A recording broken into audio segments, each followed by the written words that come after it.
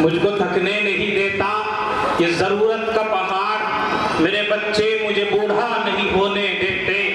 और जिसे एजाज से नवाजा गया है आज तमाम अहले स्टेज, तमाम मुअज़्ज़िज़ीन को ये शेर नज़र कर रहा हूँ कि कुछ तो हम खुद भी नहीं चाहते शोहरत अपनी, कुछ तो हम खुद भी नहीं चाहते शोहरत अपनी, और कुछ लोग भी ऐसा होने नहीं देते।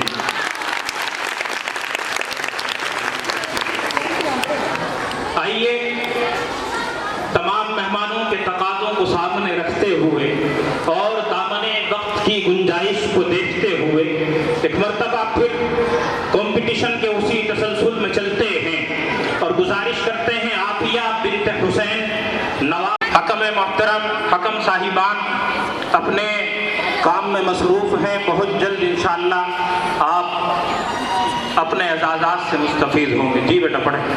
अस्सलाम वालेकुम। से बढ़कर बहारे थे हम, ए वतन जान तुझ पर लुटाए थे हम, खून सागर से बढ़कर बहाए थे हम।